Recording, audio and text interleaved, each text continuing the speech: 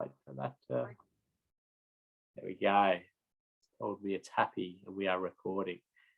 Now, you all should have done the quiz last time, so that was good. There was no assignment. At the end of this session, there will be an assignment for you to do. So don't worry, you don't have to cancel your weekend plans. It's going to be a fairly short assignment. I think you'll enjoy it, and it's very much can be done through the desktop and pretty quickly. There's also another short quiz. So this is just to step you into the process of safe system assessing. We don't want to drop you straight into the deep end. We're starting to go into the shallow end at the moment and wade our way down to the deep end. All right, I'm going to share some slides to get us going, but do put any questions you've got into the chat there. Oh, I think I'm on session 1 there. I'm just going to jump down. Sorry. Bear with me. There's a little recap of what we covered. Got through a lot in that first session, didn't we? Right, here we go. Much better point to start. Hello to the TMR crew. Okay, so this session we're going to talk about the road environment more. So it was important to spend that first session talking broadly about the principles of the safe system. It's very relevant to safe system assessments when we get to the mechanics of it, with the biomechanics of energy, the tolerance to physical force and those sort of things. We're going to hone this down now to the road environment, which most of us are very heavily working in that road environment. So I am recording. Remember, you can chat. We can't see you. We can't hear you at the moment. But if you really wanted to say something, you could put your hand up and I would be able to give you the ability to unmute yourself. Right. This session, we're going to delve further into those kinetic energy thresholds for different crash types. We're going to identify characteristics of intersections that align highly with safe system principles. And I suppose by sort of default there, we're going to look at what doesn't align safely with safe system principles, doesn't align well with safe system principles. And characteristics of mid-block locations. So a mid-block, for those who don't use that term, is simply the area between intersections. So we've got intersections on the network and we've got mid-blocks. Remember to count your wallies. We talked about that independent assessment of a transport project with road safety audits, design reviews, independent design reviews. This is all really important stuff. Safe system assessments are another beast. And we've got the safety and design, and we've got that DDA compliance. So we talked about that, but I want to get into intersections, straight into intersections. I'm going to do a little bit of theory. I'm not going to spend too long on the theory because I think a nice way to talk about some of the theory, the principles, and the way you do assessments is using a live example. And I'll get you to do some work on that live example first. But let's talk about intersections. Intersections are an area of spiking risk on the network. Okay, there is an inherent level of risk on mid-blocks, but as they go through intersections, they spike, not just for these crashes where two cars hit each other, but also for crashes with pedestrians, other cyclists and the like, and you actually get a spike in run-off road crash death and serious injury around intersections as well, with people avoiding other vehicles and losing control, or clipping other vehicles, losing control, leaving the roadway. And we often end up putting fixed hazards, point source hazards around intersections, power poles, signal pedestals, lighting columns, and other sort of poles and things around the intersection. So we're actively sort of making the risk higher there as we go about designing intersections. But we'll talk about that a bit more. At a very sort of conceptual level here, I've taken some information from Monash University Accident Research Centre, and it's back from 2010. And it's actually some work that we were doing in the Victorian government at the time around sort of intersection philosophy and how you go about managing intersections. But these very high level principles of getting intersections to align better with safe system principles, we were talking immediately about the exposure to crashes and trying to get less vehicles or less intersections. Okay, now that's a big picture planning sort of discussion, isn't it? I mean, one of them's very, they're both very big picture planning stuff, but we shouldn't lose sight of that. Then when you're into actually an intersection itself, trying to reduce the number of conflict points, so blocking off a particular turn movement or changing the geometry, the configuration of the intersection to reduce the conflict points. And then we're into talking about the speeds and angles and vulnerability of those involved in crashes. So we're into that now, the severity of outcome. And we talked a good bit about the sort of impact forces, but a little reminder here. So for that right angle, 90-degree crash, we're talking about 50 kilometers per hour or less. If you can get a little bit of angle on it, okay? If we can get a bit of angle on that crash, like that maybe. We dissipate the energy into the environment more than into the target vehicle, or we start to dissipate some of the energy. Remember your 10 vectors in physics. So we're pushing some energy out. So we can do that a little bit higher, somewhere around the 60 kilometer per hour, probably, as we get more bounce off, maybe up to 70 on those glancing blows. The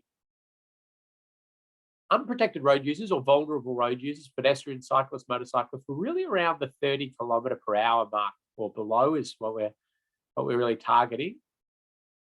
And when we can't achieve these speeds and angles with road user combinations, we need to be looking at ways to reduce the risk as much as we possibly can, or ideally eliminate through grade separation, or completely going back to blocking off and removing the intersection and the like. Now, the thing I suppose I haven't mentioned in a physics perspective is we're talking here about the old delta V. Delta V being the change in velocity, okay? So you can operate an intersection at quite high speeds for a passenger vehicle to passenger vehicle crash, but it requires vehicles to be up to speed. And you all know this, I'm sure, in the sense of an on-ramp, but you probably haven't thought about it in this context. An on-ramp, right? When the crash happens and we've got a vehicle at maybe 90 kilometers per hour, we've got a second vehicle at 100 kilometers per hour, we've got that sort of delta V in that 10 kilometer per hour speed change, difference in speed. And that intersection crash is very, very survivable, okay?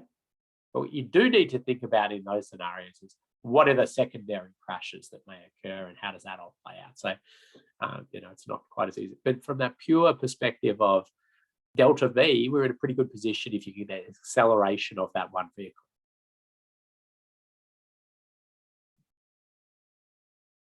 So I'll put that in there before, but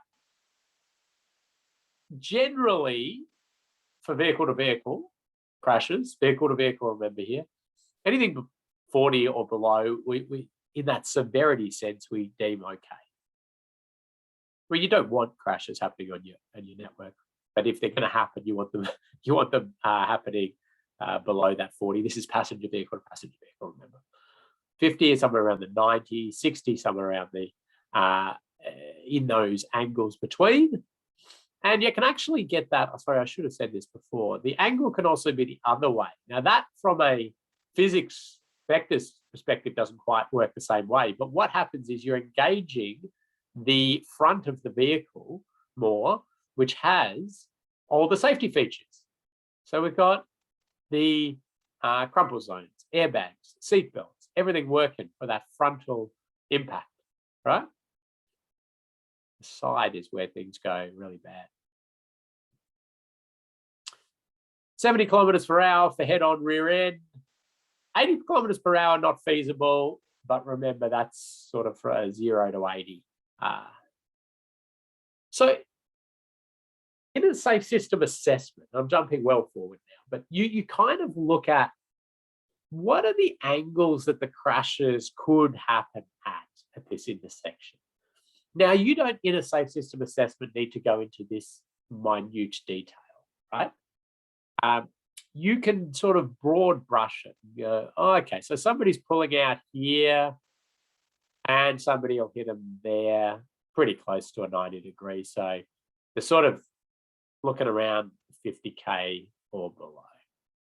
This one, oh, you're coming out, they're turning a bit, they've got more of an angle on them, so maybe 60K for that one. You know, you could be fairly broad brush about it, because a safe system assessment is that it's a higher level entered in that. You don't need to use some of the kinetic energy management model tools and things like that, like XChemX. There are these tools available to precisely do these sort of things. We don't need to go to that level in a safe system assessment. I do remind you that in a collision, that secondary impact is important to remember. So you're going to have a first exchange of energy, absolutely, there. And I'm still talking passenger vehicle to passenger vehicle. And then you're going to have the entity sort of go somewhere or clip off, and you've got to think about that. Now, here's a little chart that was developed by the Centre for Automotive Safety Research in Adelaide. They've sort of I think they plotted, I can't remember how many serious injury and fatal crashes they did, but a lot, like many hundreds, or if not thousands, that it resulted that the serious injury or fatality was the secondary impact. And what we see there is they then put them all on the same axes at intersection, and they had vehicle come in, and then this is where the secondary crash was occurring that was causing the damage. There are a few that came out in different sort of configurations, and they're usually the ones where they avoid or clip and then they spin off. But this is sort of the area you'd expect. I mean, I suppose you might be asking yourself, as I sometimes do, is did we need to do so much research to work that out, or could we have just anyway, they did the research, so we've got it.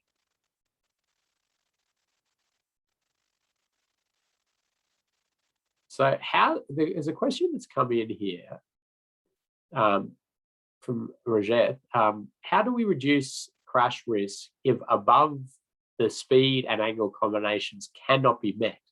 Well, that's an interesting question. And the first thing I'd say is, why can it not be met?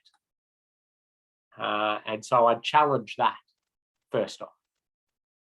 And then I'd say that we need to start thinking about, can we eliminate it? So separate it or close it off and divert to a intersection that is within the sort of ranges and limits we have. And if not, I suppose we then work back into what we talk about as likelihood factors. And there, you can't pretend you're getting high alignment with safe system principles, but you can do there's a lot that can be done in an intersection to reduce the risk that doesn't meet, it doesn't have high alignment with the energy transfer objectives that we've got.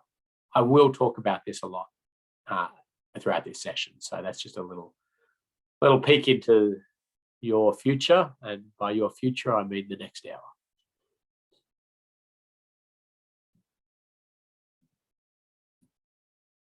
But you will have to be referring back to some of these figures and things when you do your safe system assessment. But you remember I gave you that colored graph with numbers. So when you get to your safe system assessments that you're doing and you're trying to quantify, put numbers to things, you'll be jumping back to that colored graph. That's going to be really important. All right, enough talking out of me. Time for you to do something. Well, a little bit more talking, because I need to tell you what to do. All right, here we go. We've got an intersection. It's a local road intersecting with the a major arterial. Okay, I will lay out a bit about this intersection. You can take some notes if you want, or you can just listen and remember, and I'll be always available to ask questions as we go. We've got a road, major highway, that has a speed limit of 70 kilometers per hour. And it's got an AADT of 20,000. Sorry to put my hand in the way. I'm writing on the screen, as you may be aware. It's got an AADT of 20,000. We've got a side road here that has a speed limit of 50, default 50 kilometer per hour. It has a traffic volume of 2,000 vehicles. AADT. The 20,000 on the main road has about 10% heavy vehicles. The side road only has about 3% heavy vehicles. Commercial vehicles. The main road is a B double route, so it takes the major. It's a highway. It's taking the all the freight. It's a bus route. In fact, there's a bus stop right there. This is like a big drainage sort of structure thing. The water sort of comes in here and then floods out there. This is a shared path facility. This is a little sort of Danish offset crossing, I would call it. Some people call it a Z crossing. It's called a Danish offset crossing. Basically, when you make your pedestrians walk into the middle of the road and then along the road and then cross, it's called a Danish offset. Interestingly, this is not what I want you to focus on at all for this exercise. That Danish offset is the wrong way around, because it's almost just little aside. You actually always want to Z your Danish offset so that your pedestrians have to walk at oncoming traffic. So this one, they walk into the middle and then they walk away from traffic. But if it was this way, they would have to walk facing traffic, watching and see what's coming. It's a random little aside. Don't get fixated on that. Okay, so what else can I take? There's a school down here. I suppose that's relevant. Maybe about 400 meters down there. It's a big school. It's a secondary and primary all in the one sort of entity.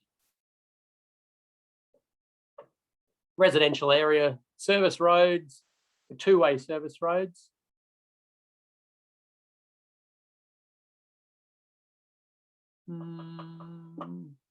Okay, that's probably about enough info on that. Your task, actually, no, I'll just show you a couple of photos from ground level of this intersection. Here we go. You can see there's the bus stop. There's the service road. It's got lighting. We're going to go to the other end now, have a look back at it. There we go. There's that shared path I talked about. That's that sort of flood area there. Okay. Your task over the next sort of four minutes or so, 4 or 5 minutes, is you are going to have to redesign this intersection to eliminate death and serious injury into the future. Okay. Now, I'm going to put some constraints on you. And I will take questions in a second. I see one's already come in. I will put some constraints on you. So, the first constraint I'm going to put on you is budget. Sorry, we live in the real world. You have a budget constraint. Your budget constraint is, I'm going to give you $3 million because I like you. $3 million. budget constraint. Now, the next constraint I'm putting on you is that this access must remain open in all directions. So people must be able to turn left and turn right and turn right in and turn left in. Okay, so we're going to have full access has to remain within the general envelope, basically. So that's your second constraint. And the third one is that you have to operate or come up with a that fits within the current political and organizational environment context that you currently work in. Okay, so if you're pushing forward and challenging things, that's great. That's what we want. But any insights into how you might sort of navigate that through the community and the political sphere and the organizational challenges, that would be great as well.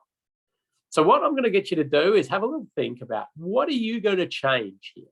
What are you going to change? And you're fairly free to do what you want within those constraints.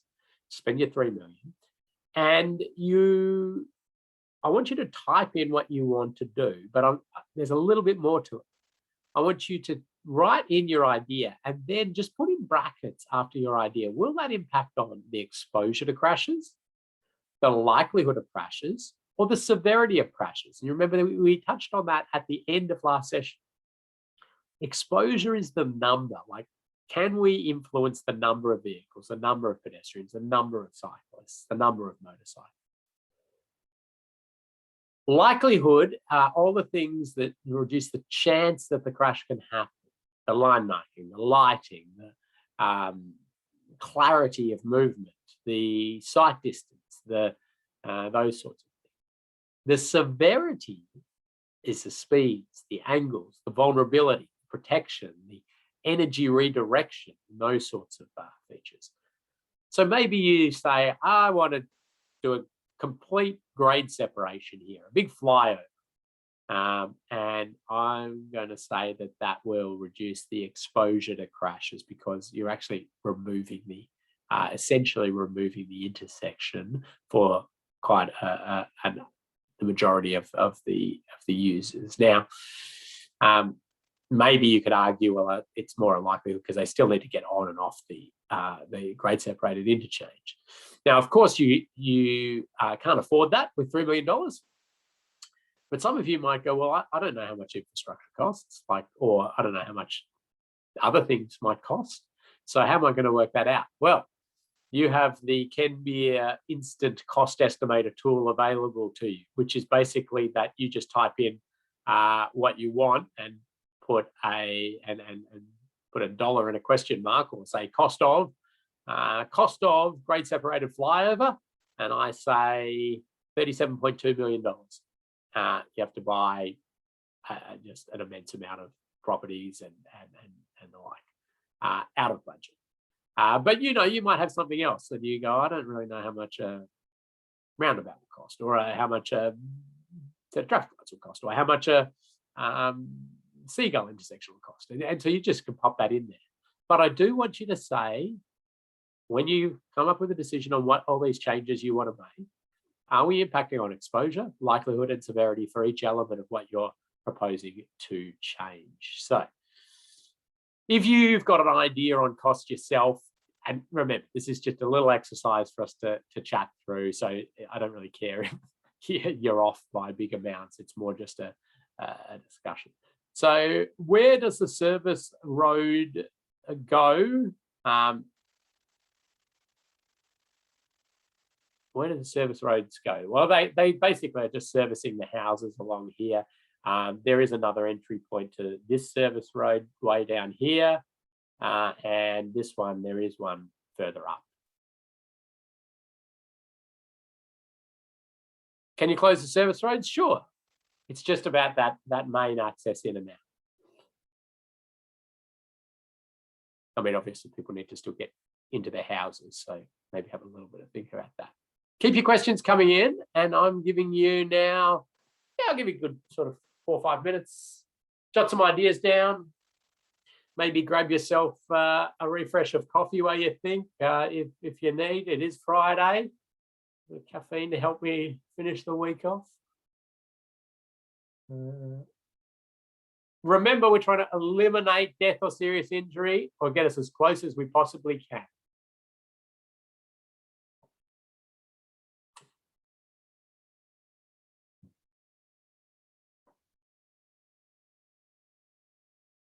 Remember to put in exposure, likelihood, or severity. I see some ideas are already coming in, but I need to see that exposure, likelihood, or severity for the different elements that you're going with there.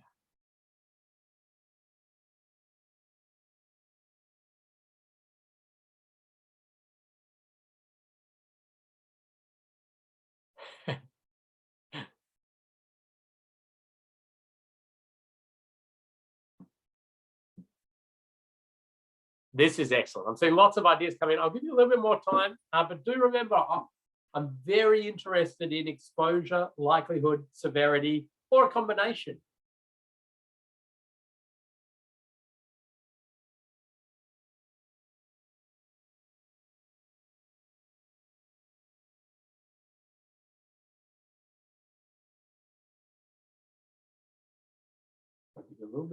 I'll give you a good little bit of time here. I'm seeing some good ideas already coming in. Don't be too concerned if you're not like a super infrastructure person. Put in your ideas. You're not being marked on this. You can just do it to host some panelists if you want as well, if you don't want everybody to see your innovative idea. But I think it's a good opportunity to, challenge, test, look for some new ways to go about things.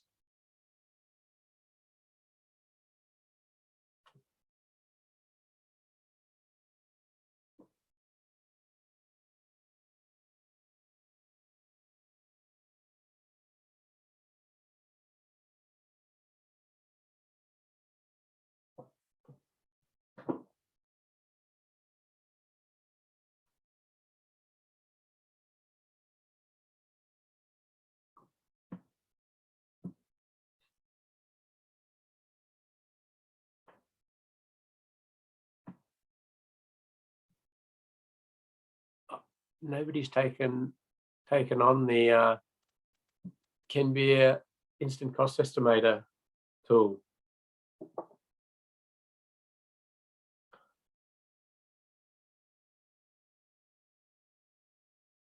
Signals, good. There we go. Leah wants to know. The traffic signals at this location cost $1.75 million.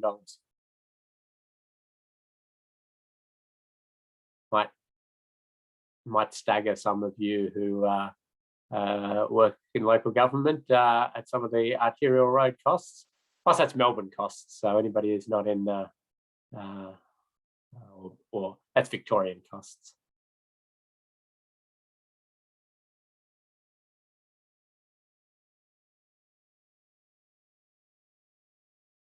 Really good stuff coming in here.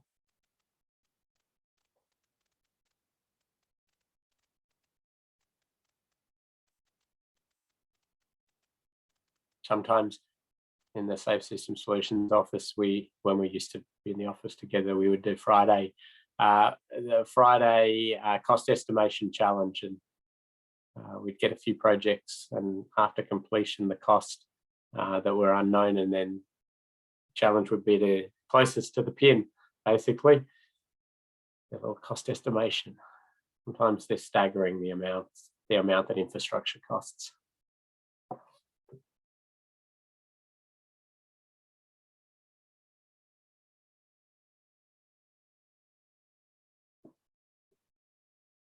All right. I'll give you 10 more seconds if you want to just type in your last idea. I'm seeing quite a few ideas, a lot of people with good ideas in there, putting exposure or likelihood or severity. That's good. under road shared path. So building its own new one is going to be 3.2 million. Sorry.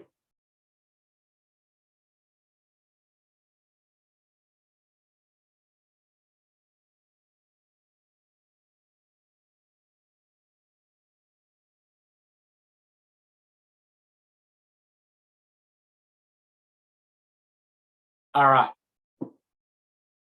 Okay, so I'm going to go and have a look and read out a few things that have come in. I won't get to them all, but I've been watching them all roll in here. And I must say, this is excellent interaction. Well done.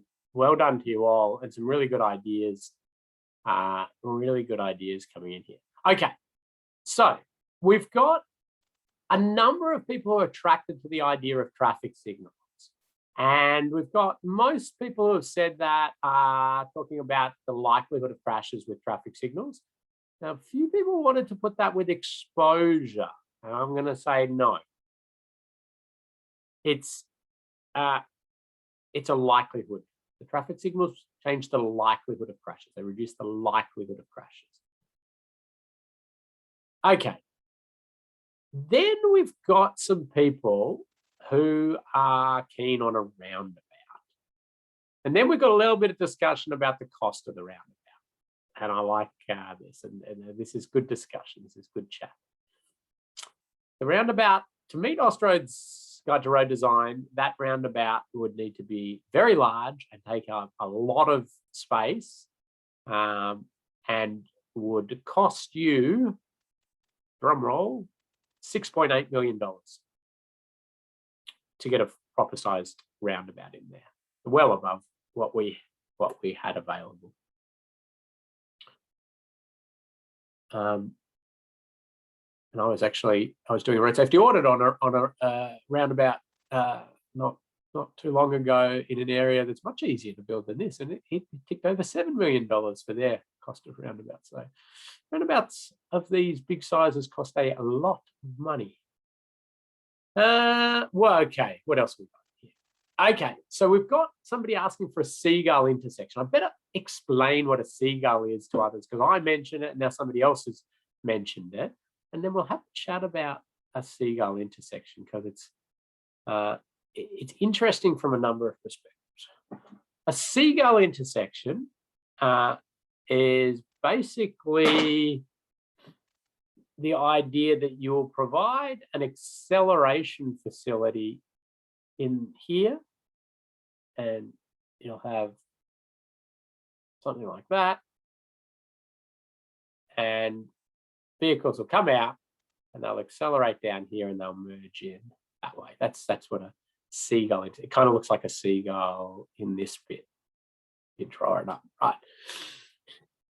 Now, a seagull intersection is fascinating to try to unpack from a safe system assessment perspective, because the angle of crash down here is quite nice. We like that angle of crash.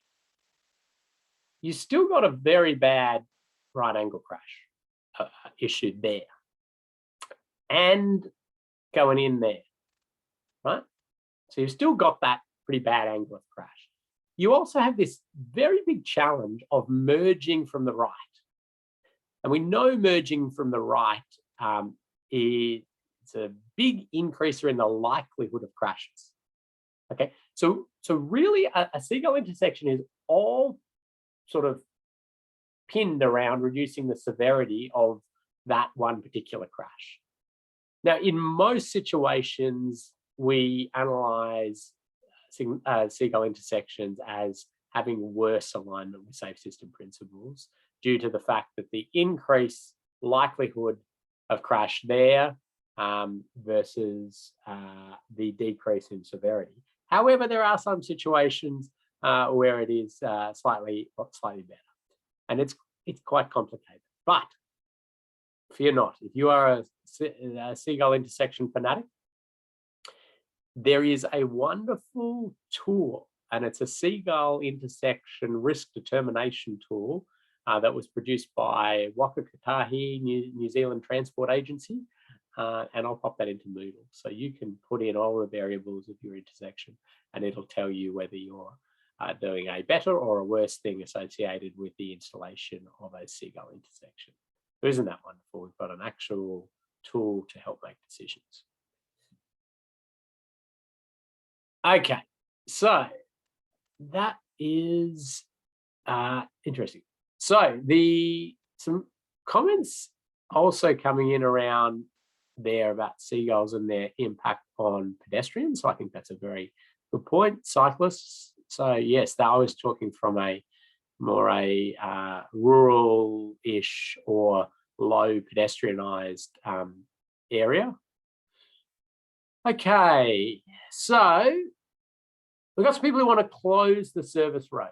And now there's some interesting ones here. We've got people saying they'll change exposure, some saying they'll reduce likelihood. Now, that one really just depends on the scope of your assessment. If you're assessing the whole intersection, you probably would be allocating that into likelihood reduction, simply because the main exposure to crashes in that whole intersection envelope is dominantly driven by the 20,000 vehicles a day and the 2,000, and the handful of vehicles coming in and out of the service roads are not substantial enough to alter your exposure to crashes very much. So you'd attribute it to likelihood, but these are little finesses. So I'm okay with the idea that people are thinking, okay, we're changing the numbers of people exiting there, so that's okay at this stage. So yep, lots of people are thinking signals, and that's that's interesting thinking and talking about the likelihood of crashes there. Some people talking about some practical challenges there. Okay, relocate the bus stops. Talking about there the likelihood of crashes, and that's good. So if we relocate the bus stops, we'd say that reduces the likelihood of crashes if we get it in a spot where it's not causing turbulence around the intersection and challenges, and maybe it's a better spot. It's not changing the exposure to crashes because there's still that ability for that crash to happen. What else have we got here? So some people now wanting to get the speeds down a bit through the intersection with lower speed limits. And we see some people talking about some speed humps or vertical deflection. Okay, so that's an interesting slow vehicle. We've got speed limit reduction, talking about the severity of crashes there. It'll do the likelihood and severity. Speed's pretty magic in road safety. If you can manage speed down, you improve or you lessen the likelihood of the crash happening in the first place, because there's more time for drivers to see, to avoid, to brake. And if crashes do happen, you reduce the severity, so you get sort of double win off that one. And I'll have a bit more of a chat about some of the sort of speed hump idea or raised platform ideas, because I think that's an interesting concept in this sort of environment. Okay, I'm going to use some slides to talk about some other stuff, but first of all, I want to say, well, that's wonderful. Well done, everybody. You're all getting involved and you're putting in ideas. And I love the fact that most of you are starting now to go, okay, so we've got three elements here. We've got exposure, we've got likelihood, and we've got severity. And they're sort of, you can start to see we do things and it alters that particular element that results in our risk. Okay, so a lot of you said traffic signals, and that's probably an indication that that some of you have been working in the industry for a while, and you understand a few particular elements about intersection choice and form, and especially around the numbers that we had and the configuration of it and the cost balance ratio. If you've got unbalanced flow the way we do there, so we have a big 20,000 on one and we've got 2,000 on the other, signals become a more attractive option. You have better control over that. One thing I didn't give you as information was that there are traffic signals about 1 kilometre up the road and about 2 kilometres down the road. So there is that sort of consistency of route perspective as well. I didn't give you that information though. The thing there is that likelihood is what we're addressing. We are reducing the chance that people will crash because we're giving them that you can go now, you must stop now. However, there are a lot of them that will run the red light.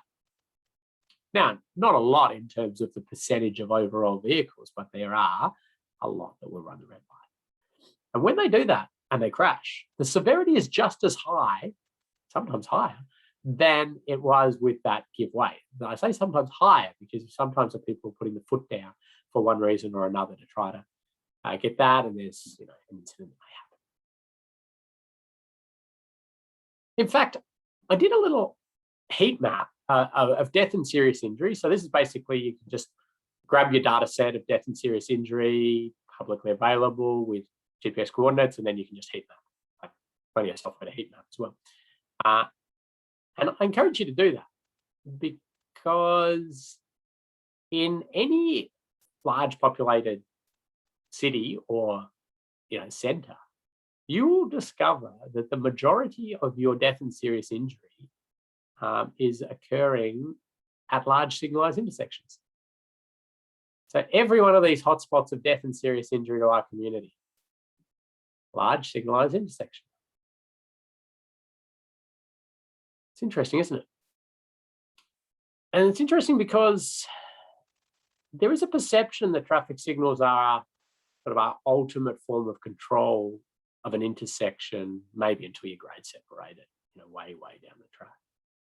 But I really take note of this interesting comment that Professor Jeremy Woolley, who was doing the national inquiry into the road safety strategy, he said, traffic signals are the biggest failure of traffic engineers. Now, it has to have been an intentionally provocative statement he's making, okay? But the reason he said it is because we sort of just get an intersection and get it to traffic signalization, maybe put red light cameras on it, fully controlled right turns, mast arms, and then we just go, that's it. Like, if people can't stop at a red light with all of this, it's on them. Like, they have to start taking responsibility. And the thing is that, like, I don't disagree, we need people to be taking responsibility, but the reality is that it's just so much death and serious injury at these large signalized intersections. And it is vehicles running red lights. There is an absolutely clear attributable blame. Don't get me wrong. If you want to go down that track, you can always find blame. But it's not changing the fact that we just continue to see this. And we build new sets of traffic signals at high speed, and we somehow expect we're going to get some different result out of this one. Well, we're not. We're just going to continue to see death and serious injury when the speeds are high, the angles are bad, and you're relying on a human always getting things right. So it's a big challenge.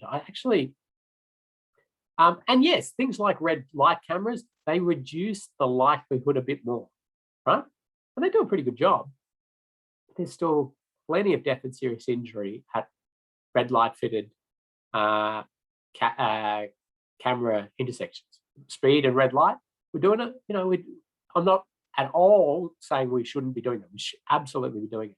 But we need to look back and fundamentally question this. I'm actually going to see if I can find something on my desktop. Filter turns, yeah, so the red light arrow, yep, adding those in, again, a wonderful way to reduce risk, but we're still not dealing with the fundamental inherent energy we've got there. And yes, these areas are higher exposure because they have the highest volume of vehicles going through there. Absolutely. So you'd expect them to be higher. But what I'm saying is that we sort of almost get to a point where we just go, there's nothing more we can do here. Just, people need to, but this is where we want to question. Now, I'm just going to try and find something on my desktop here.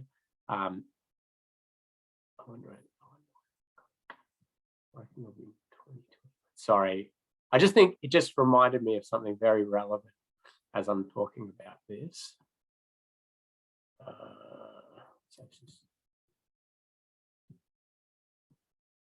Yes. Here we go. Okay, so this is when I worked in the road safety. I'll give you a little story.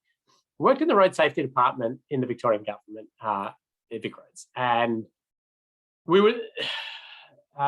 Melbourne was doing this. This is a while back.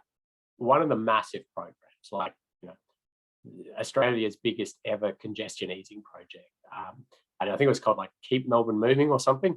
It was Keep Melbourne Moving. Basically, it was these big growth areas were just getting like clogged with cars. And so how do you get more traffic? And what they were doing is they were looking at the roundabouts and going, well, these are causing congestion during these peak time periods. Let's get them out and we'll put traffic signals in, because they are better for traffic flow. They move more traffic. Nobody argues that. And you just, SIDRA 101, you would find that out, right? Absolutely. So these projects then were just coming into the road safety department for the road safety review and check off. And what they were expecting us to do was to look at it and go, oh, okay, yep, that's good. They've got the right lane configuration. Yep, mast arms there. Signal phasing looks right. There's usual things that, hey, super important. Don't get me wrong. But we started producing this memo, and I kept one. I started producing this memo. My boss was actually quite supportive of it. My immediate boss. Okay, here's the memo. Hopefully, I'm sharing that on screen now. And it's this is the template memo. So from the road safety department, here we go. The road safety department has analysed this project as increasing crashes as follows. Project life, so 20 years. Number of deaths attributed to this project, 2.3. I put little pictures of people to remind, talking about people here, not just stats and numbers. Number of serious injuries attributed, 12.6. This is over the life of the project. The above trauma is accepted by, and then space for the regional manager responsible for that region to sign. So we'd pop that memo and I'd send it back to the region with all the other notes about signal phasing and line marking, and okay, should you use a high skid resistance surface here, and those sorts of things.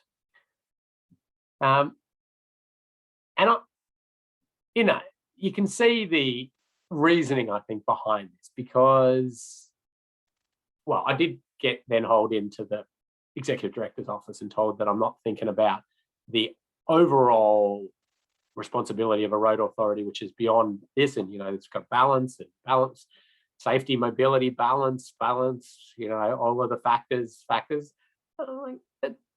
Okay, just if we're going to make a decision as a society that it is more important to gather us a little bit of time there than ensure we have the safety of our community, then somebody needs to sign that off and accept it. Right? And then you put it bluntly and in their face that, okay, you're going to now have to sign off death and serious injury. Funnily enough, none of them were questioning the numbers, right? Oh, they did say, how did you work this out? I mean, and then you explain it to them, and they're like that wasn't the issue. It was like, no, but we've got to manage a whole network. It's about moving people and goods, and so it becomes an interesting one. And to me, this is a real in-your-face safe system challenge, because under the safe system, we do not trade off human life for other objectives, human life or health, and that is exactly what that did.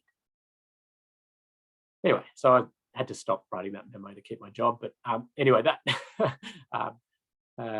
was another thing. But I do share that with you as a way to think about it. Now let's go back to the slides. Actually, I've got a few comments there, do we?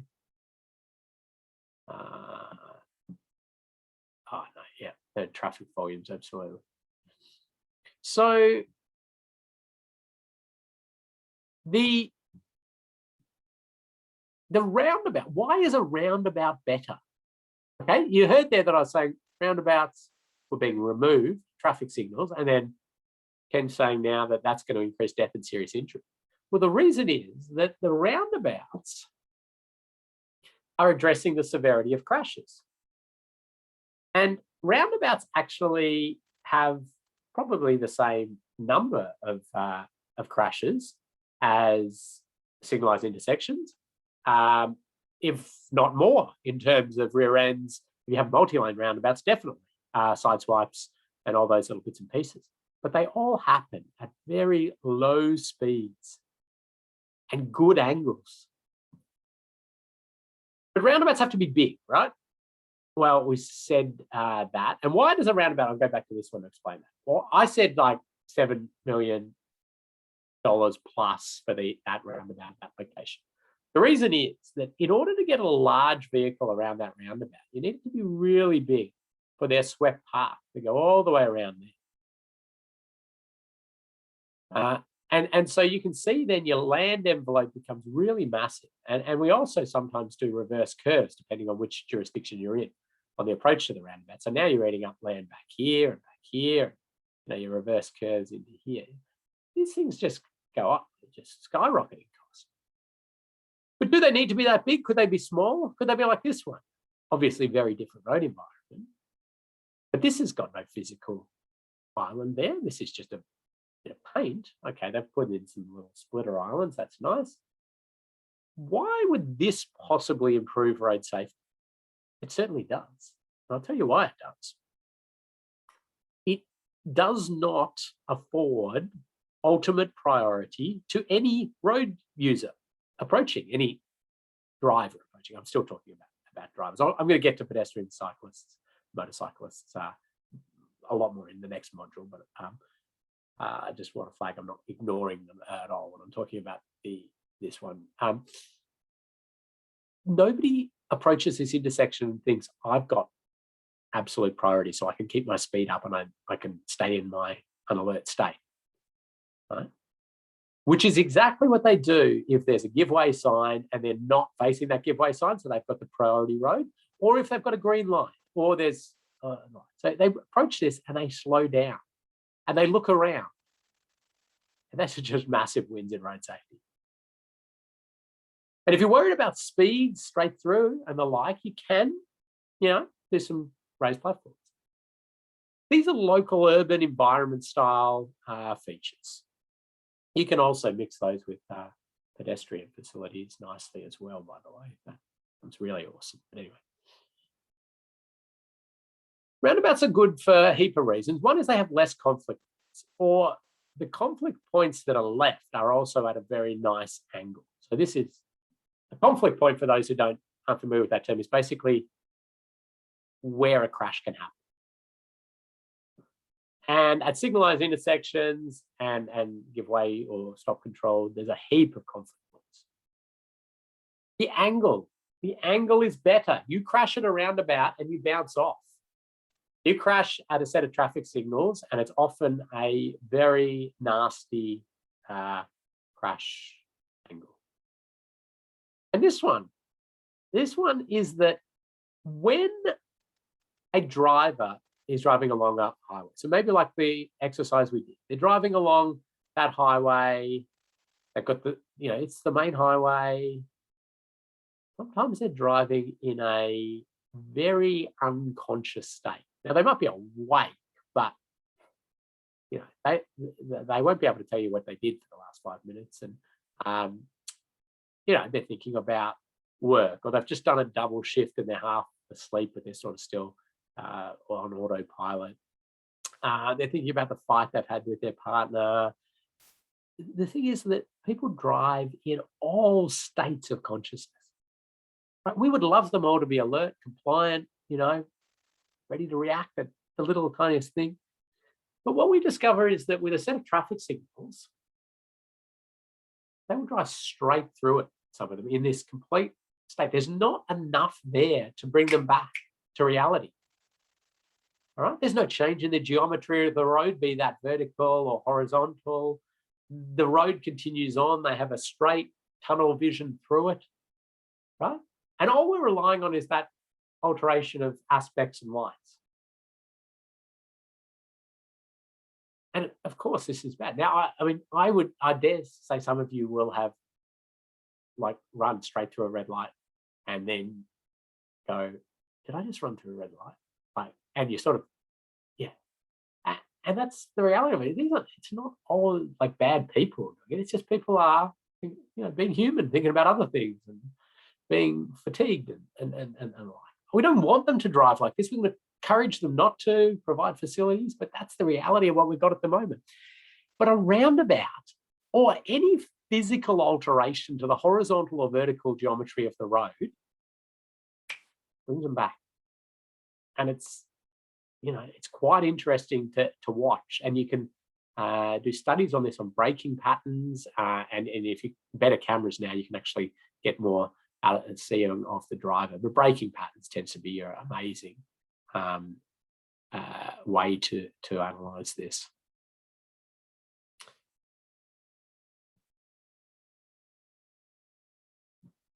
So roundabouts, yeah, there's different types of roundabouts. This is a little bit of an aside. I'm quickly going to jump through this.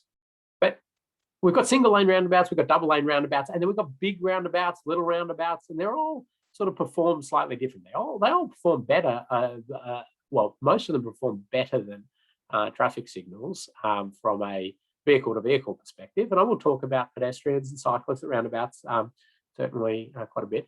But this is an interesting little graph. So 2-lane roundabouts that are small perform pretty bad, and speed is a pretty good proxy for death and serious injury. As they get bigger, they get better. Single-lane roundabouts start pretty good, and turbo roundabouts perform pretty well. A turbo roundabout, for those who aren't familiar with it, a turbo roundabout is a 2-lane roundabout, right? And it operates with a raised separator on the approach and a raised separator through the roundabout. So if you want to do a right turn, you get yourself in this right lane, you get into your middle bit and out you go. You want to go straight, you can do that from actually both. You want to go left, you get in the left there and out you go there. So I think turbos are interesting from that perspective of like looking for ways to, get the best safety out of these good features. I love that. This is the Netherlands. Beautiful. I mean, complete separation of vulnerable road users. It's lunacy to put them through a roundabout like that. We know quite the same in Australia and New Zealand, are we? Here's another turbo roundabout. And look at this. Look at this beautiful, beautiful angle. Conflict happening, starting. Look at the angle on that conflict. I love it because we've had mistake made. Let's go mistake by the truck there. Pulled out. Okay. But we know that this is going to be fine. We know, like, they're going to be going slow. If they did crash, that's a glancing blow. Imagine, mistake, but we had this as a 70-km/h road and stake out there. We're in big trouble. And I like this one for a number of reasons. I mean, just the sheer, like, jaw-dropping size of it. Like, I mean, and the cost would be just astounding. But it is out of the Netherlands again, and we got a Dutch engineer over to. We were doing a lot of work in cyclists around that, it's actually, and configuration and the like. So we had this Dutch engineer come out and I showed this, and I said, I've never seen this live, but it's from the Netherlands. I said, this is just amazing to me. I just go, in Australia, we'd never do something like this. Like this would be a 70 or 80-km/h signalized intersection. It would at some point get to a trigger grade separation, but generally, yeah, this would be your big Springvale Road, Canterbury Road junction, that sort of thing. And the Dutch engineer's response in typical dry Dutch fashion was, said, and what about all the death and serious injury that would occur? I'm like, yeah, I know. Like, and he's like, but I don't understand I could not fathom that you would possibly operate a signalized intersection in that fashion. And to me, there was another bit insight is that they will go like this rather than kill and seriously injure their community, right? And this one, from this level, you just go, oh my God, what is happening? But at ground level, as I understand, and seen some sort of different arrangements. It's not that bad because it's signalized, right? And then you've got your path that you follow and you just sort of continue on and you're following signals. But the idea is that you're going to approach this, you're going to slow down, your angles are better. And we've got a better safety performance of intersection from the get-go. And it's interesting to see this sort of same thinking at our large signalised intersections in Australia and New Zealand, where we're saying, what can we alter in this existing straight, fast, high risk? Could we start to implement some features like a cut-through roundabout, where now a vehicle approaching doesn't have a straight look through? They've got some physical infrastructure to break up that task and they improve their angle. Right? How do we get more capacity through this as well? Well, maybe we need to store vehicles through here. We're going to get some speed reduction that's going to improve things here and move them through. Now, these are concepts, but I love the fact that people are looking and challenging and the like. And I go back to that Dutch engineer who was talking about that big intersection in that conversation. And there was one thing I didn't tell you. He said, so I said, oh, no large signalised intersection. And he said, oh yeah, okay, with raised platforms. I'm like, no, not with raised platforms. Like that's where it really, it's like, but like just, it's almost like unspoken energy is way too high. You can't do that. Raised platforms is the idea to slow vehicles down using some vertical geometry.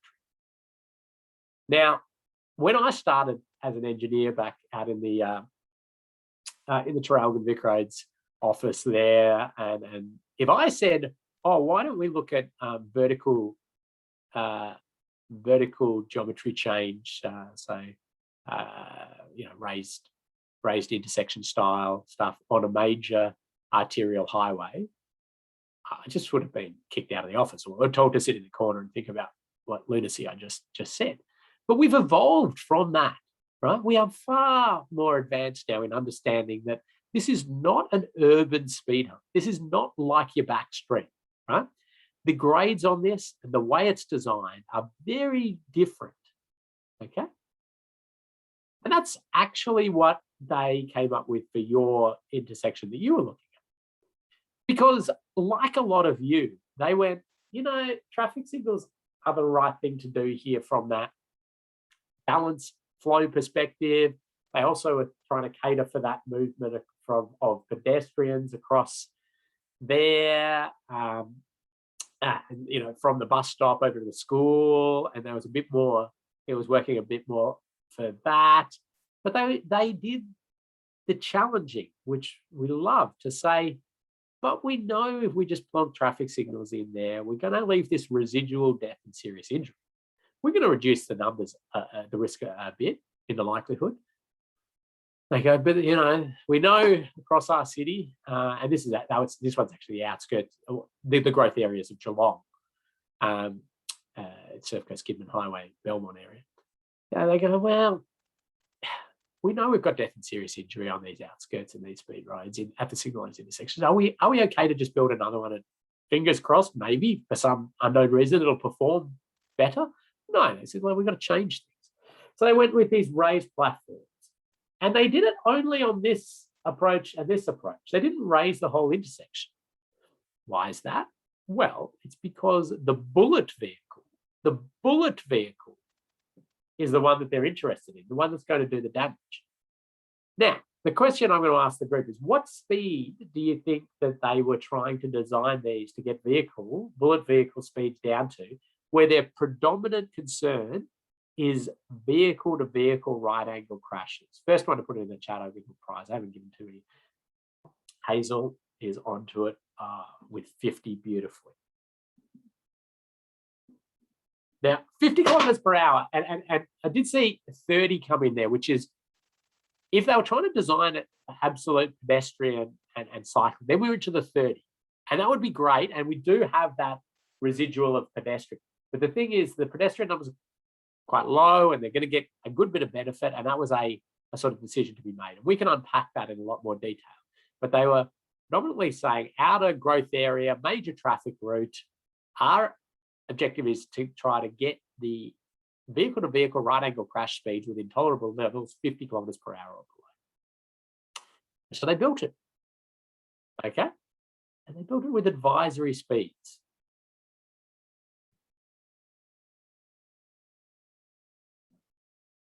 But that's much easier for the community to accept. The community is generally accepting of the infrastructure telling them what speed to do rather than a number with a red circle around it.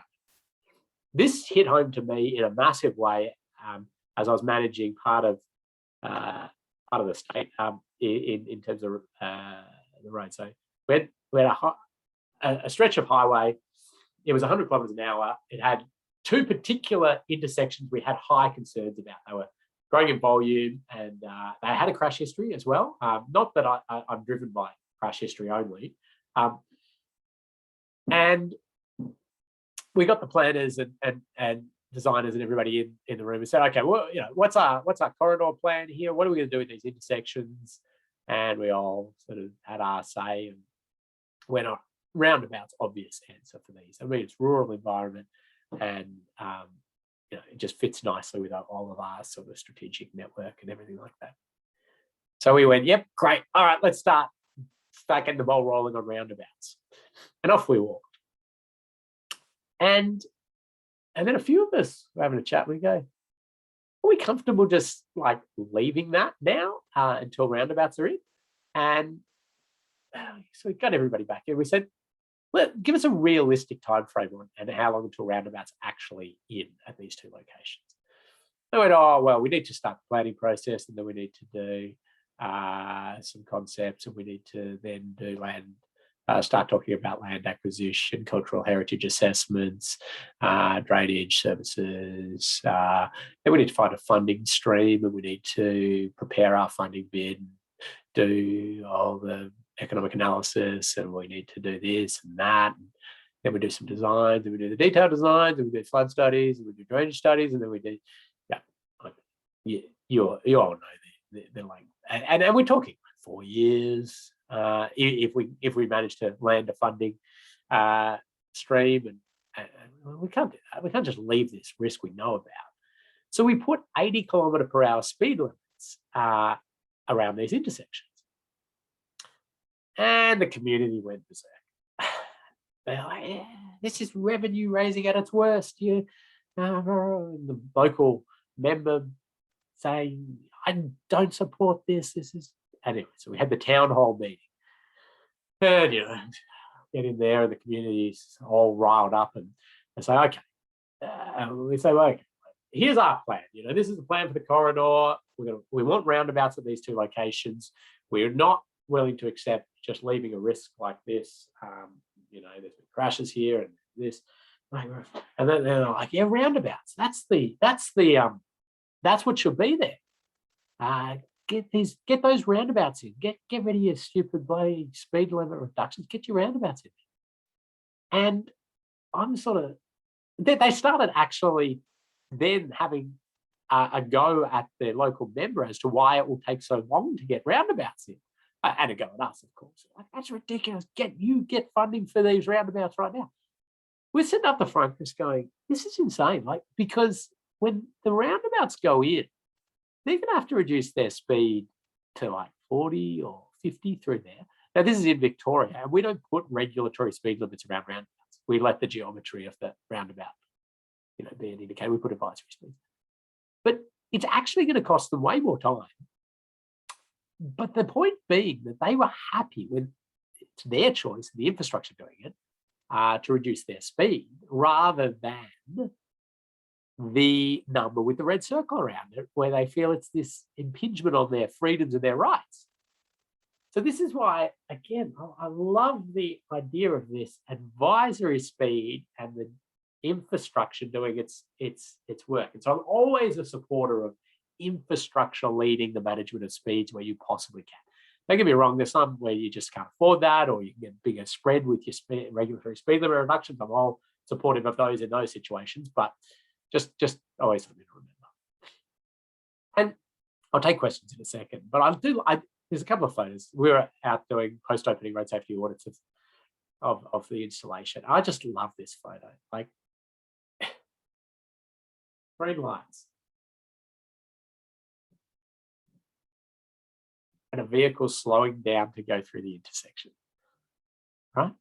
Now we would some people look at that and get annoyed. Why do they have to slow down? And you're like, well, if it was a roundabout, they'd slow down, wouldn't they? And we'd be all happy with that. And so maybe we should, when there's these high risk points on the network, we're slowing vehicles down. I just love it. The other thing is that, and I love this photo as well, you get an alteration of the dilemma zone. So the dilemma zone is a traffic engineering concept, which some of you are probably very familiar with, which is a point in time and space where a vehicle will be in a dilemma as they approach. If the lights go orange, they are in the dilemma. Do I put the foot down and go, or do I brake? And I'm sure you've been in the dilemma zone many times. Okay. The presence of a raised platform just makes that dilemma zone very small, because the majority immediately hit the brakes in what used to be dilemma zone. It's like, it's not a dilemma zone anymore because the choice is made. I'm going to brake because I have to navigate a raised platform. Big win as well in road safety. So that's cool. I'll just check any comments or questions that have come in. Yeah, okay, this is good. So some of the questions coming in are exactly the things that were brought up as reasons people were just like, no possible way you could do vertical deflection on the Surf Coast Highway. They're just like, this is a BW, a bus route.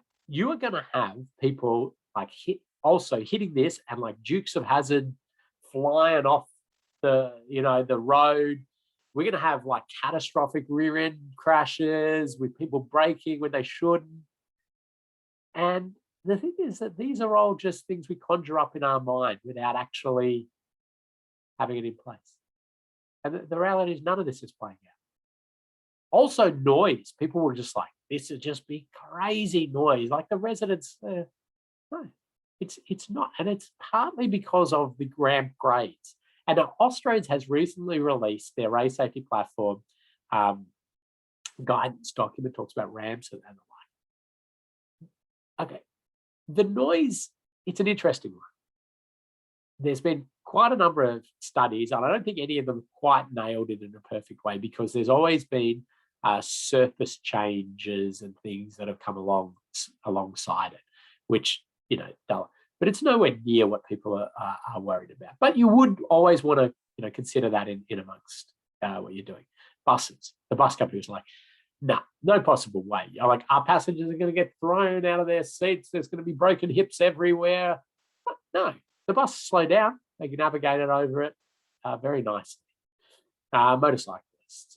Interestingly, for this installation, which was the first in Victoria, what the region did was actually built some of these same grade platforms on a local road, a higher speed local road, and then just let all the complainers and different industry groups and the buses and freight and everything just drive it. Just drive it. Like, you'll see, it's not too bad. And they did. It's not too bad. That'll be all right. So it was a good little tweak on it. But what it makes me extremely happy also is the fact that now we see this as pretty much a commonly done thing. And here's Dalton and Childs Road, for those who know it, a little bit shallower. They had some construction challenges in getting the grades of the ramps that they wanted, but the principles are great. This used to be a roundabout, and they ripped it out and put traffic signals in for congestion easing. But with the safe system assessment that they did, it was said that, yeah, you do that, you're increasing risk. Your safe system assessment scores will get worse. What are you going to do about it? And here's a few ideas. And one of them was you could slow vehicles going through using some raised safety platforms. And this is just wonderful, right? I think traffic volume is 54,000 and 23,000 on Childs Road, in small roads. So if you're going, oh, no, you don't need to do that on a local street, you can do it, right?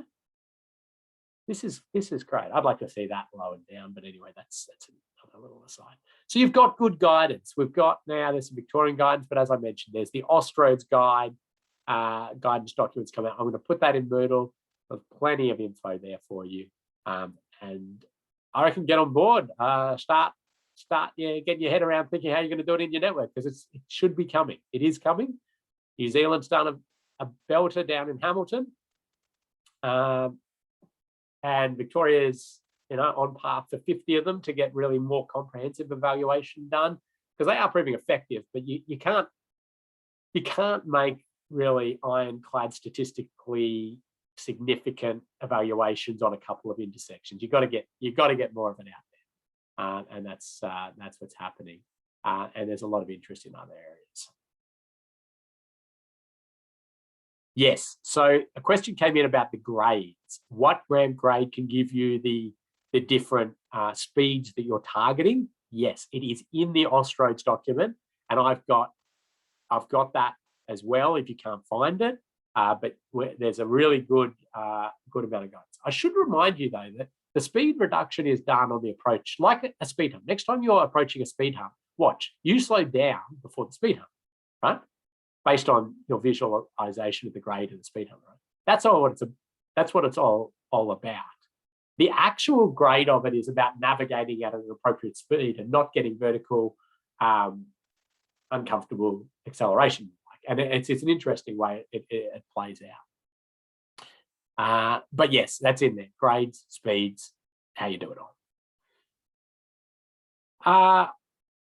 I'll jump through this quickly because I need time to introduce you to the exercise at the end here. But here's another example of a region utilizing a safe system assessment on the upgrades to an intersection to show why different things could happen.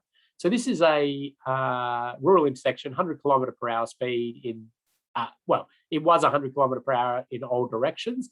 They actually reduced the speed limit on these approaches to 80 at one point, added some rumble strips and a few other features because they were having overshoot crashes and trying to do everything they can.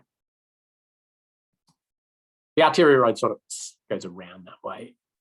Now, interestingly, yeah, I'll come back to the roundabout option. Interestingly, this is a Telstra exchange thing, and the property boundaries are quite up, right pretty close there. So the high risk, identified as high risk intersection, both crash history and inherent sort of energy and risk and volumes and the like. And so they wanted to do something about it. And they said, we'd love to do a roundabout here. And so they got the Austroads guide out and they looked at it, and they got a concept design done, and it had some lovely reverse curves on the approach, big roundabout there, big reverse curves going in here, this big thing, had to move the exchange tower, acquire all this land, and it was just it was beyond what they could within the programs available and funding that they could do. They said, okay, well, how about we just go with building a right turn bay, and we'll do some signage upgrades, and that'll improve things, and it will improve things. And then you sort of do safe system assessments and showing, well, you're addressing the likelihood of crashes there, but you leave this massive residual of severity of crashes. And then they say, okay, well, we'll do some active speed limit reduction, so some RIORs, so some rural intersection activated warning signs, or STRASs, or STARs, or junction warning signs. The names, so if a vehicle is approaching or in near the intersection, this triggers an 80k. And so again, you're saying, okay, we're reducing likelihood really well. Then we're getting some severity now reductions, but are we getting things within that 50 km/h or below that we're looking for? They're not too worried about pedestrians in this area, and a little bit of cycling, which they were which was the mammals, the lycra-clad middle-aged men in lycra doing their training rides of a Sunday morning and the like, which I'm trying to nut through. But anyway, all of us go through that. They kept coming back to the roundabout as far and away their best alignment with safe system principles, but they couldn't afford it. They said, well, what about we go a smaller roundabout? Why are we going, like, why do we need these big roundabouts? So they come back to, well, we need, because we did the swept path diagram with a B double, and it doesn't fit if we do a small roundabout. And then they started to go, well, what about if we do a tiny little roundabout and a really big concrete apron? And we don't do reverse curves on the approach. We do some raised platforms again. Slow the people a little bit. We raise the intersection. And now a large vehicle can go in and it can track over the roundabout. Will that work? It looks pretty good, because now we're back to addressing the severity of crashes. Everybody's going to slow down. Nobody believes they have ultimate priority. We are not as much relying on humans to be spot on, absolute perfect. Anyway, so yep, they built that one as well. And there you go. You can see slowing vehicles down a little bit on the approach there with some very shallow raised platforms. A bit of drone footage for you here. They actually, for those who know roundabout design and know reverse curves, are trying to mirror that curve radius and the slowing down effect you graduate down using reverse curves. And you can see there you can see there's this tiny little circulating, tiny little roundabout in the middle, this big concrete apron to track over. And again, what we're seeing is at a much, much lower cost, like really significantly lower, you can get that reduction in severity and better safety outcome. And this thing, which was going to cost like $1.3 million to move or something insane, didn't need to get moved. Okay, little quiz time for you now, just to keep you active, and then I'm going to whip through a couple more things. That's not the question I want. That's all. Here we go. I'll launch this. Hopefully that'll pop up on your screen, unless your firewall decides it's threatening somehow. But the question is there, true or false? Traffic signals are not safe system. True or false? And this is, I'll put this in intentionally, and true or false, and then I've actually given you another option, unintelligible question. That's basically saying, Ken, the question doesn't make sense.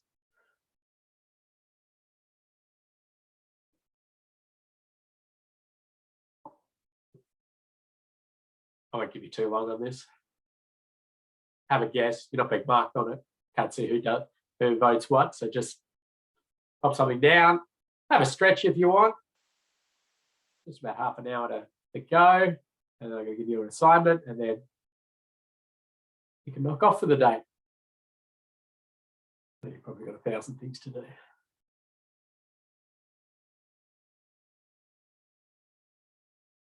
All right.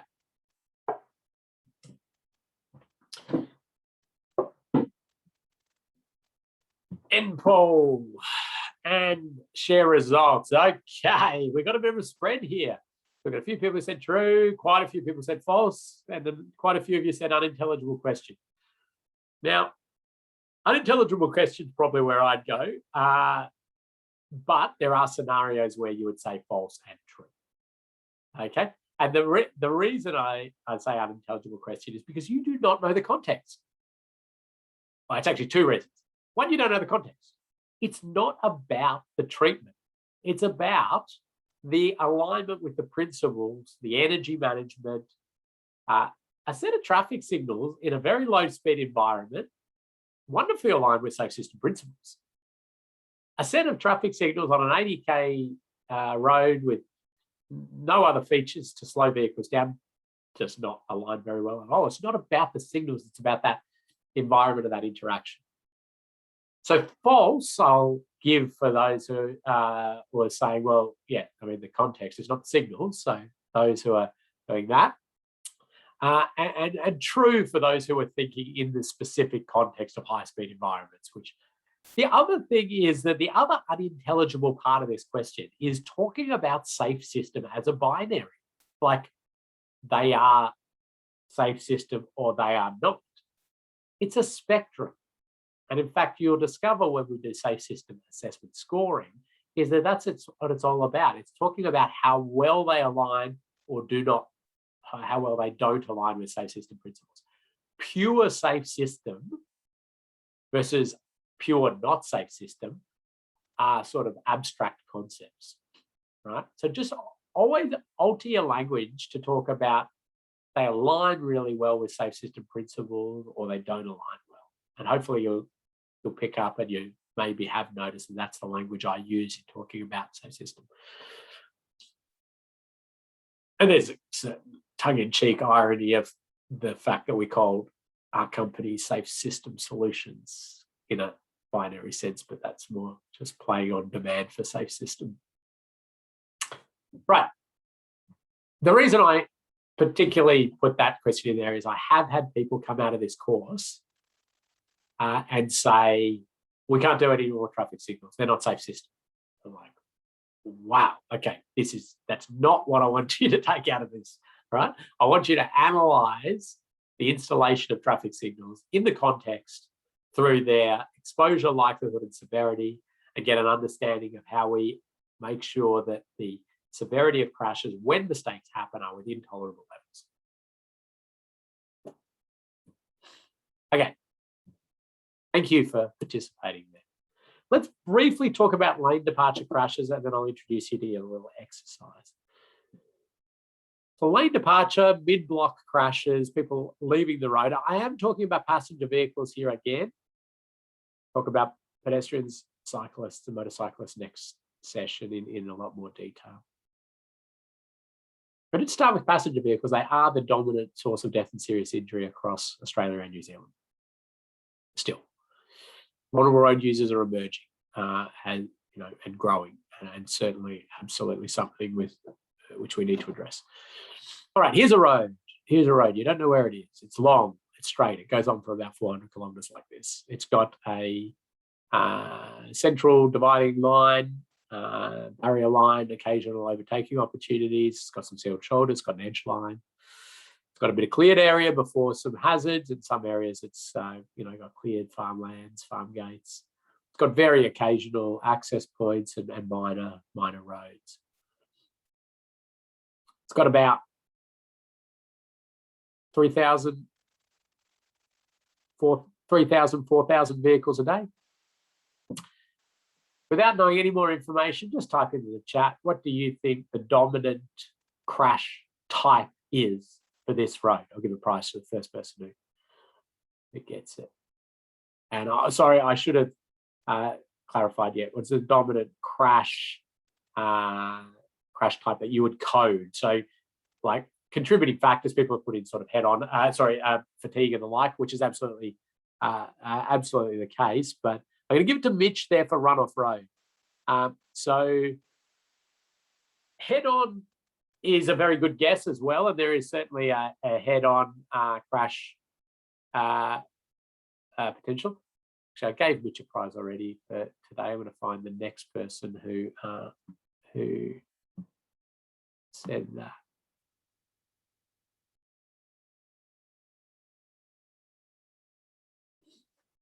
No, it's actually Glenda was first in before Mitch. So Glenda's today's prize winner on that one. If the traffic volume was above about 5,000 to 6,000 AADT, then head-on would probably overtake runoff road for your dominant crash type. But runoff road is it. And yes, fatigue, it's just people falling asleep and leaving the road. And we know this. And it's sort of distributed out along it. There's little bits and pieces that might up the risk a little bit. So maybe a little kink in the road like this. There's a little bit higher risk here, but it's not like there's not high risk here and even here where there's cleared areas. We just got a consistently high risk area. we're relying on people staying on that road. Because if they don't, the energies are bad. Now, did I see a hand up there? Sorry, I'm just going to check here. No. If you did want to, I thought I saw a hand go up. No, okay. Put your hand up again if you did want to say something. Otherwise, keep it coming in the chat, which is really good. Thank you. So, what we have been fixated on for a very long time is the likelihood of crashes in these scenarios. And sealed shoulders, better line marking, guideposts, those things are extremely important, and we need to continue to do those. And if you have out of context curves or you have other areas, we need to highlight those. We need to warn. We need to do things like audio tactile edge line, warn people, you're coming out of your lane. Wonderful, wonderful likelihood reducing features, and we're going to continue to do those. What we're going to do more of, though, into the future, and we're going to continue to do, is try to address the severity of these crashes as well. Now, this is one where we have been thinking about that for a lot of years in different specific ways, but there's broader ways to do it. People putting up in their wide center lines and like, yeah, great likelihood reducing ways to treat these areas as well, but we've got to address that severity as well. And that's going to be through barrier systems. We know that leaving the road, hitting a point source hazard like a tree or a power pole is going to be horrific. Here's the I mentioned to you 32 kilometers an hour. This is the side impact pole test at 29 kilometers an hour, which was the one that it got changed about a year and a bit ago. There's a 5-star 29 kilometer per hour crash. I mean, the energies we're talking about are so far beyond what the vehicles can handle inside impact crashes. Now, you might say, well, but aren't you, if you leave the road, you're probably going to hit the pole head on. Well, the mechanics of a crash on a runoff road, basically a lot of the time goes like this. Driver's asleep, falling asleep. And they drift off the road quite slowly. And then they wake up and they're off the road. And they panic, as you would if you're traveling at 100 kilometers per hour plus and you're in the roadside. And the immediate reaction is to yank the wheel back, try to get back on the road, which then creates a yawing. And yawing is the sliding of a vehicle. And the car begins to yaw. And it might double yaw, which is where they recorrect it back. But basically, you're spending large periods of time, or the driver's spending large periods of time sliding sideways, exposing the side of the vehicle to the trees, the power poles, the culverts, the rollover risk. Now, that can happen falling asleep, can be distraction, can be a whole lot of other reasons. But that's sort of the mechanics of the crash. It's basically a very clear, nice drift off, and then absolute chaos. Like just, it goes all over the place. And here's a crash predicted at 60 kilometers per hour based on some frames and those sort of things. I didn't do that prediction on it, but some others did. So, oh no. It's predicted about 60 kilometers per hour, just to give us sort of some context.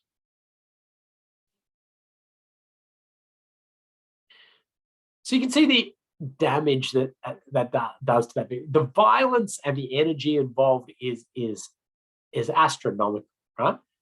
And that's even just around the 60 kilometers per hour. So those of you, and I'm sure lots of you have seen it in the news if you haven't seen the crash investigations in particular, but vehicles hitting poles and trees at the 100 kilometer per hour or around those speeds are just obliterated, split in half, like parts of the vehicle just, hundreds of meters away and the like. So we're so far from being able to withstand those energies. So the idea then would be why don't we just get rid of all those point source hazards at the roadside? Get rid of all the power poles, get rid of all the trees. Create these big, wide, clear zones. And there's some interesting research that's been coming out and emerging around this. And this diagram sort of presents it well. And then we've got run-off road casualty crashes per 100 million VKTs. I'll give a prize to somebody who hasn't got a prize already who can tell me what VKT stands for. First one to pop that in. But you see on that graph there that we sort of asymptote down. We don't eliminate vehicle kilometers. I'm going to give it to Neil there. I mean, Darryl's pretty much right as well, but it's in a per kilometers traveled is the key. So vehicle kilometers traveled. It's your sort of measure of exposure, really, in that holistic sense. But we see here that run-off road crashes per 100 million VKTs comes down and then asymptotes out at around the 4 casualty crashes per 100 million VKT. It doesn't get to 0. You can just keep clearing your roadside of trees and power poles, and you're not eliminating death and serious injury. You're certainly reducing it. But at some point, it's just really flattens out. Why is that? It's rollover. It's rollover. The vehicles leave the road, they yaw, they start to roll. Okay. So the second thing I just always note on this is, in what sort of planet would we live where we could actually take our existing road network and create a 9, 10, 11, 12, 13 meter clear zone? Like, I mean, it just doesn't, it's not going to happen. Like, there's all the costs of it, and then there's all the native vegetation, and like, it's not practical. So what we're now understanding is that the installation of continuous barrier systems is where we can get the biggest bang for our buck. There's a general sort of around 4 meters of cleared area is great. And that's where you get really good benefit. But it starts to ease off after that. If you're clearing your roadside. So we know that wide clear zones free of hazard, not necessarily a safe place to be. Lots of vehicles will go beyond as well, whatever you clear. And there's the rollover. They don't have the highest alignment with safe system principles. They are still valid around that 4 to 5 meters if you can do it. And so when we're like the Austroads Guide to Road Design, basically 2 years ago, 1 year ago, would have told you if you were building a new town bypass, build it pretty much like this. We wouldn't have that in the middle. But you're going to have a big, wide median, a big sealed shoulder. You're going to have all your trees and your landscaping and any hazards at a clear zone offset of, whatever it is, 9 meters, 12 meters on the curb or higher volume, whatever it is. Probably not going to say to have truck rumble strips. That's a little Hume Freeway, Northeast Victoria, little trial that never actually got officially evaluated, but it was just something they did, which I wish there was some evaluation on that. The idea behind that being that the audio tactile edge line isn't dramatic enough to alert trucks, so they probably ride the shoulder rumble strips. Anyway, the thing is that, okay, so that's what Austroads was basically telling us a year ago. Do you think there's any death and serious injury on this? Of course. There's plenty of run-off road crashes. There's plenty of vehicles that run off the road. They hit the trees. They get over the other side of the median. They might hit a vehicle coming the other way. They run off the road. And the thing is, I say, well, okay, imagine you're spending, 700 million, a couple of billion on this massive, bypass, new highway, and you're building it, and building it knowing that we're going to have death and serious injury.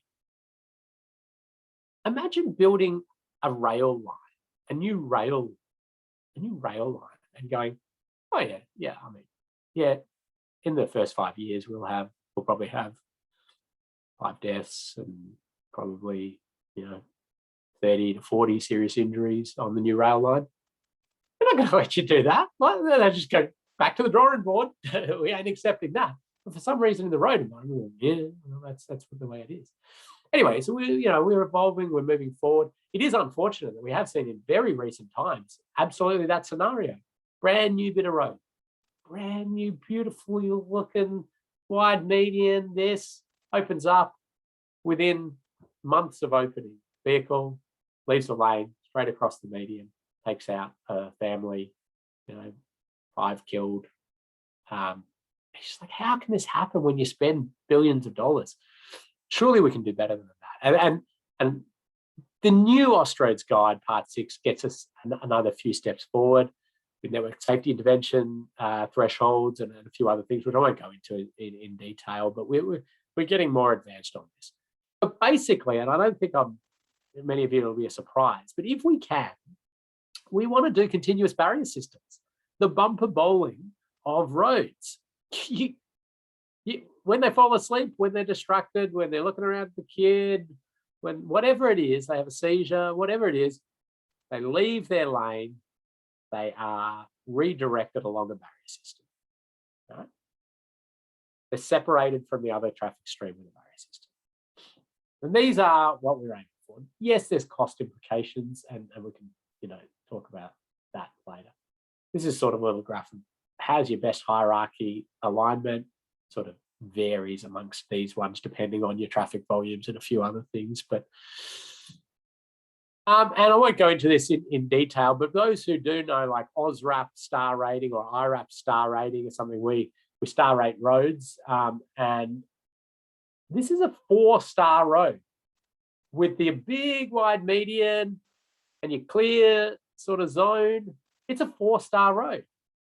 This is a 5-star road, 5-star safety rated road with a barrier and a barrier and a barrier. And if you're building a new road, well, you're going to save some money building this cross section, aren't you? Compared to all of this extra land. So not always is getting alignment high with safe system principles the more expensive option. Remember that. I won't go through right on this cross section. The practical design considerations about continuous barrier systems and barrier systems and the like is really important. And we need to factor in more than just the scientific risk. We need to factor in the community and the way that they're going to use the road and the risks that they're willing to accept.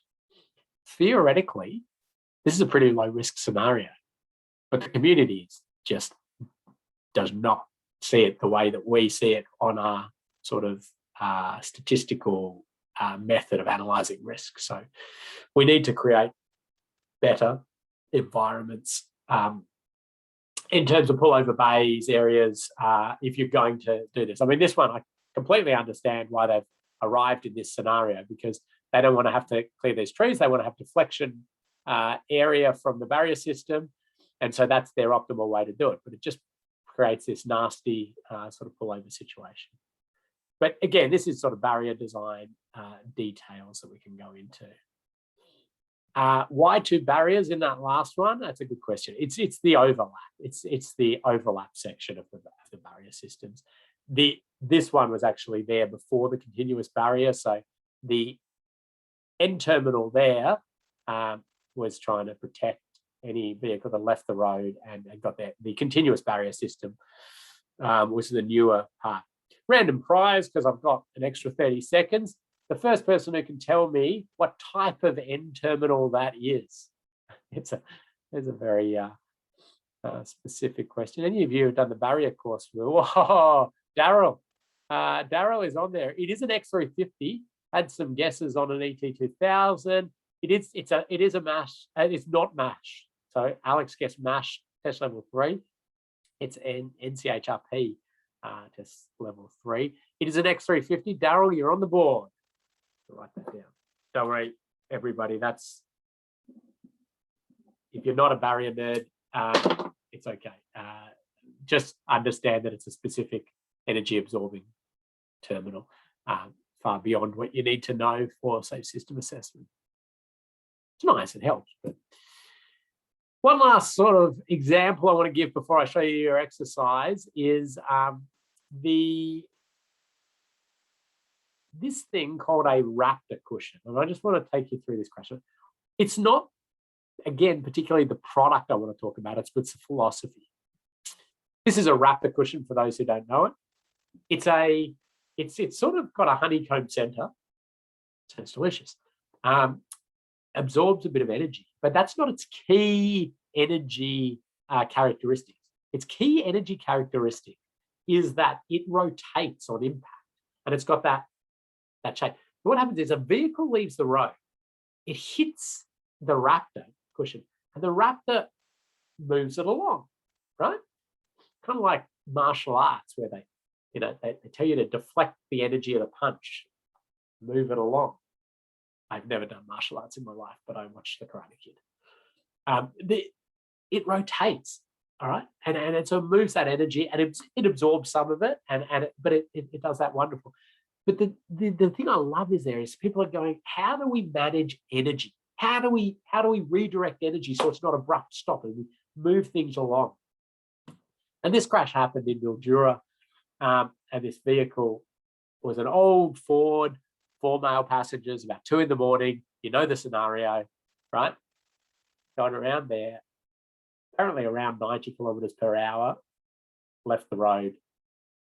Now, some of you might go, oh, roundabout, you just said they were awesome. And I still say they're awesome. I mean, they were very aware they were moving to a roundabout, and also all the other vehicles are slowing down if they were around. I'm sure they weren't around at that hour. Leave the road, hit the power pole. Everything says they should have been killed, or definitely seriously injured. But the ability for the Raptor to redirect, take some of the energy, it took quite a bit of the energy, it took the power pole down, but it also redirected them and energy. And there's a big forensic analysis of the report, which talks about the energy management capabilities. I mean, the car was not helping a huge amount, but they all survived, minor injuries, all leading a normal, healthy life. And again, it's sort of that, let's manage the energy. Mistake made, right? Inappropriate. We don't condone it. We want to minimize it. We're going to work on that a whole lot of ways. But isn't it wonderful that the infrastructure stepped in at that point? When all those things failed, infrastructure stepped in and made it so that they lead a normal, healthy life.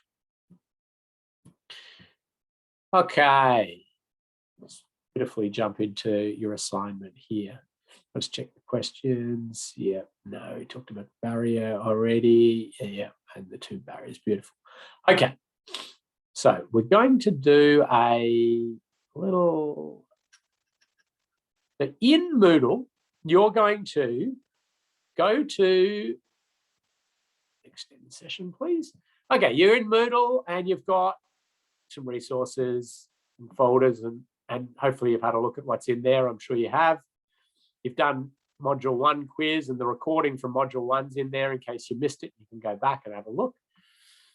Down here, you'll see there we've got some things. There's a cool little podcast in there if you're interested on traffic lights versus roundabouts. I like it. The Americans have come up with it because they've just discovered roundabouts in the last couple of years. So they're trying to tell the world about roundabouts, and a lot of us are going, yeah, yeah, you're like 30 years behind. But anyway, that's all right. There's your Austroads report on rail safety platforms, some seagull intersection stuff, so that's in there. But then we're getting to Module 2 assignment. You've got the quiz, so just the same as you did last time. Module 2 assignment. You're going to click on that. It's going to take you into your Module 2 assignment. And you've got a Word document there. Let me just go down here a little bit further. So you've got, it's due on hang on, that's not right. That's when it was uploaded. You've got 7 days to do it. But I do suggest you try and knock it off before the next session, because we're going to talk about it a bit. And we will give some people the opportunity to talk about their particular intersection. But you're just going to download the Word document, and you're going to open it up. Hopefully that'll open up, and hopefully, okay, I bet you can't see that actually. I'm just going to stop sharing that. Here, and here it is. Okay, and this is what you're going to see. And what it's got here is some instructions, your assignment instructions. And it says, step 1, select an intersection, any intersection. It could be the one outside your house. It could be ones that you've got particular safety concerns about. It could be one you can remember from the holiday that you went on. And all you need to be able to do is either see it when you're out on your walk or out your window, or use Street View, right? Very easy.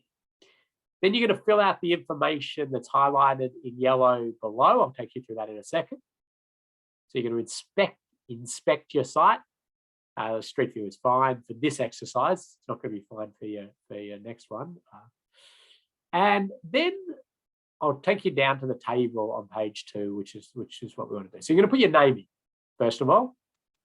Then you're going to put a little link, Street View link, or just name the intersection. So when I mark your assignments, I can have a quick look at the intersection as well. Just something so I can find it, ideally, Street View, image, or coordinates or something like that. We've got a table here with 3 columns. Hopefully not a surprise by now. Exposure, likelihood, severity. And what we want you to do is put in factors that increase or influence the exposure at your intersection. Now remember, exposure in this context is about the numbers, the number of pedestrians, the number of cyclists, the number of vehicles, all right? So what is influencing the number of vehicles, right? And it could be the number of legs that the intersection has. It could be the fact that it's the major highway. It could be, servicing a big growth area. It could be right near a shopping center. What is creating this numbers of people going through this area? Then what could you change about that? Is a thing. So we only need 1 to 3. It's up to you. You could just say, 1 to 3.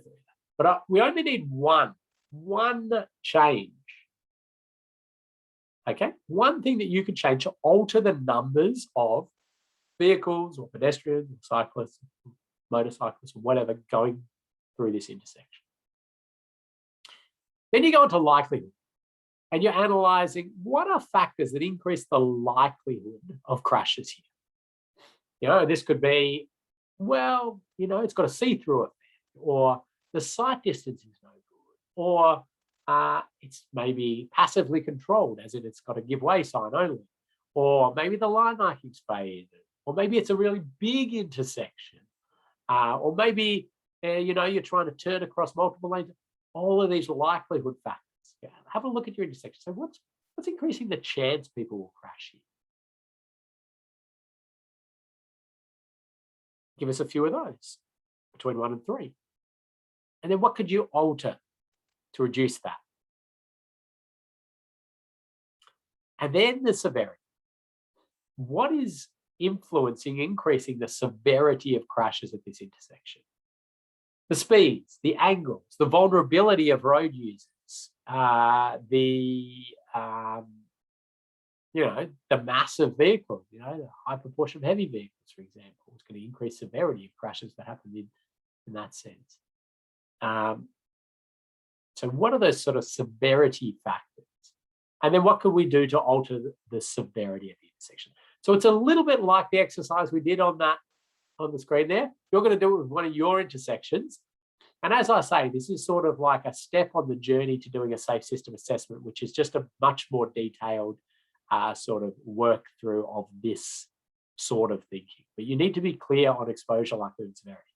And I'll say that now, that when I mark this, yes, I'm going to be interested in, okay, what was the intersection? What are the particular issues there?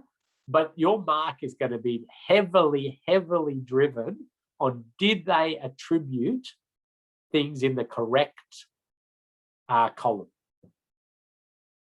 So if I see something like it's controlled by traffic signals in exposure, you're going to lose marks, because that's a likelihood factor. And all you need to do is look back through the slides. It's clearly labelled as a likelihood factor. So that's predominantly what you're going to be marked on. And that's it. So then you finish that and you go back. You can PDF it if you want, or you can just upload it as a Word document, and you add your submission, hit submit, and then I'll mark it. And as I say, at the start of next module, we will see if we can get some volunteers to walk us through their intersection on Street View, talk about the risks, where things are coming from, and how they attributed exposure, likelihood, or severity. But this is a really nice platform to talk about safe system assessments. Can we use an intersection that has recently been upgraded in our area? Absolutely. That would be excellent. The only slight challenge might be being able for me to see it, so I can get that. But you could put a photo in if you really wanted to go to that detail, or maybe just tell me where it is, and I bet I can find something on it online anyway. Any other questions about the task you've got? So you're going to have a quiz to do. You've got this assignment to do. It's all based on exposure, likelihood, and severity that we've been talking about. Historic Street View, yep, that'll give me the past. And if the current Street View has the upgraded, that's all good. But yeah, it just doesn't need to be a section that's been worked on. It could be the one that's been sitting outside your house for the last 30 years unchanged. That would be fine. It's just about practicing exposure, likelihood, severity. Any other questions? Log in a couple of minutes early again on next week, Wednesday, I think it is. Chance to win a prize, trivia. Otherwise, have a wonderful weekend. I'm getting a little hay fever at the start of spring. Have a wonderful weekend. That assignment should only take you 10 to 15 minutes at most, right? I don't want essays on it. In fact, I'm not going to read essays on it. I'm just going to check exposure, likelihood, severity, exposure, likelihood, severity. Yep. Have a look at the intersection, go, yep. But really just get it done. Don't overcook it. And if you're having it, if you just go, I'm out of my depth here, I don't understand exposure, likelihood, and severity, get in contact with me. We'll have a Zoom catch up one-on-one. We'll talk you through it again. Thanks, everyone. Have a wonderful weekend.